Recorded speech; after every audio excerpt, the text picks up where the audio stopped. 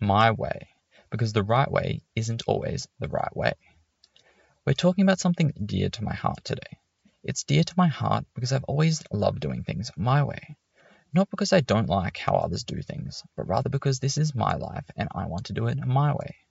Unfortunately, life isn't kind enough to let me do everything the way that I would like to, but I've mostly gotten past that now. Wouldn't we all love to live life on our own terms? That's what this essay is about. Learning to remind yourself that it's okay to do things your way, even if your way isn't, in quotations, the best way. It all depends on what you're looking for. My way is often the right way. However truthful I feel the statement is, I also feel that I need to make a disclaimer before going any further. My way is the right way, but not always. Sometimes your way definitely isn't the right way, such as when your manager is specifically asking you to do something in a certain way, then your way is definitely the wrong way. Or when you know you need to do something and you just don't do it because you prefer not to and then all hell breaks loose, then your way probably wasn't the right way. What I'm trying to get at here is that there is a time and a place to put your needs and desires at the forefront. Sometimes the world can get screwed and you're free to do as you please, and other times your best course of action is going to be to listen to someone else. If the guy tells you not to touch the lever, then probably best to not touch the lever, if you see what I'm saying. But there are going to be times in life when there's no one around to tell you what to do, or even when the people around you have no good reason to be telling you how to live your life. Like painting a painting. Who deserves to have their opinion above yours in such a circumstance? It's your painting, paint it however you please.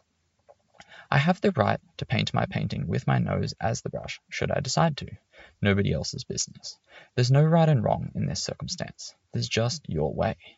If you would enjoy yourself more by fixing the paintbrush to the wall and painting by holding the canvas in your hands, then go for it.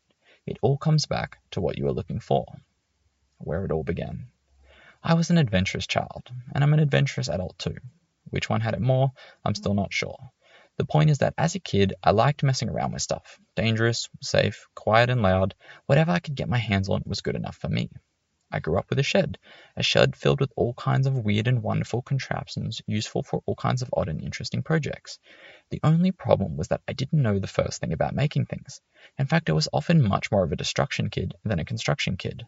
Fortunately, though, I did find all these contraptions interesting and often spend my weekends in and out of the shed messing around with tools and attempting to make things, if not outright destroying them. Sometimes even destroying the tools too. My dad was a part of this process. However, he had the wisdom of years past and knew that I wasn't going to get far with my constructions going about things the way I was.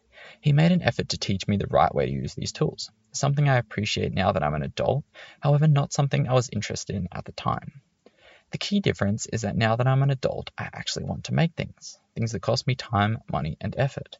Doing things the right way makes more sense now because what I'm looking for is more than just to explore tools and mess around as my child self. I'm actually trying to achieve something specific. Child me had very different goals. Child me wanted to mess around and learn and try new things. I wasn't interested in spending my own money or building something fit for purpose. I just wanted to spend my weekend playing with all the tools in the shed and seeing what I could come up with. My goal was more about exploration, and when considering that, doing things any way other than my way didn't make sense. I wasn't trying to learn how to use a tool properly or measure an accurate angle or cut something to the correct length or even learn about safe use of equipment, although that probably would have been a good one to look into. The point I'm making is that being able to do things my way was all about being able to actually achieve what I wanted to achieve. And when my goal was to explore the shed and try and make things with the tools I found, whether what I created was any good or not wasn't so much a consideration of mine. I was just happy to be doing things my way, which is why it was always so frustrating to me when people told me how to do things. They didn't understand that I had no desire to learn how to do things the right way because I was happy doing things my way. If messing around didn't get me what I was looking for, I would eventually ask for help. The philosophy of my way. There's no shame in doing things your way. Assuming you're in the appropriate circumstances to do that, really it would be silly to do it any other way. At least I think so anyway. I think it's easy to fall into the trap of doing things the best way, or the most efficient way, or the fastest way. It's not hard to come up with all sorts of reasons why something should be done a certain way. Take, for example, driving to the shops. With Google and Apple Maps, we often just default to taking the quickest route. Obviously not a bad thing. Most of the time we probably do just want the shortest drive. But what if you don't? Would it be okay to not take the shortest way, or the quickest way, or the tried and true way, or the, dare I say it, right way? Would it be okay to take your way regardless of these variables? I think so. In fact, I've done it plenty of times, driving an intentionally longer route just because I wanted a change of scenery.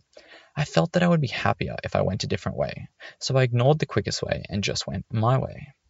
This logic applies to everything. You don't have to do things a certain way just because that's what everyone thinks you should do. You're free to innovate. Take your time, mess it up, remake it, or skip it altogether. Do it your way. In fact, there is no way. There's just your way and someone else's way. You've got to know which one to use and when, otherwise you'll get yourself into big trouble. But otherwise you're free to do as you please. You may even find that you would like to do things the right way after trying your way. But the beauty of trying is that you don't really know until you give it a go. If you live your life always doing things the right way, how will you even know if it's actually the right way? You will live life based on the views of others, assuming they are correct without really knowing for yourself.